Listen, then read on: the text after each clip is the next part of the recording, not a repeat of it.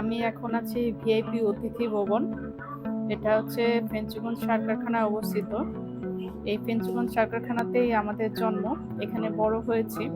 তো এবার গিয়ে নতুন একটি জায়গা দেখলাম। নতুন বলতে এই ভিআইপি অতিথি ভবনটি নতুন হয়। এখানে বাইরে থেকে যত ভিআইপি অতিথিগণ আসেন এখানে থাকেন। খুবই সুন্দর একটি জায়গা, দেখে অবাক হয়ে গেলাম। আসলে এত সুন্দর জায়গা, মানে মানে চোখ জুড়িয়ে যা মনও ভুলিয়ে দেয়। চারদিক দিয়ে শুধু সবুজ আর সবুজ।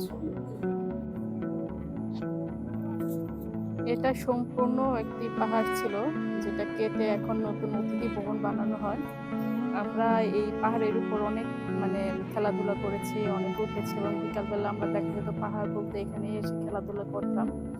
আজ সব স্মৃতি। তো আগের সেই পাহাড়ের কিছু অংশ দেখে এখন পুরান কথা মনে পড়ে গেল। এই জায়গাটি জনসাধারণের জন্য উন্মুক্ত থাকে। এখানে প্রবেশের জন্য কোনো ফি লাগে না, তবে অবশ্যই এখানে খেয়াল রাখতে হবে এর পরিষ্কার পরিচ্ছন্নতা ও কোনো বিশৃঙ্খলাজনিত কাজ করা যাবে না। পরিষ্কার পরিচ্ছন্নতার দিকে আমাদেরই নজর রাখতে হবে, কেননা পরিষ্কার পরিচ্ছন্ন থাকলে জায়গাগুলো আসলেই সবসময় সুন্দর থাকে এবং ভালো দেখায়।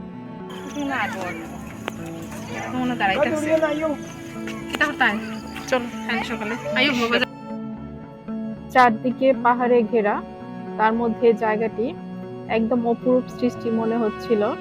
সাথে ছিল পাখির ডাক, সব মিলিয়ে কি বলবো, মনের মধ্যে একটি অদ্ভুত অনুভূতির জন্ম দিচ্ছিল।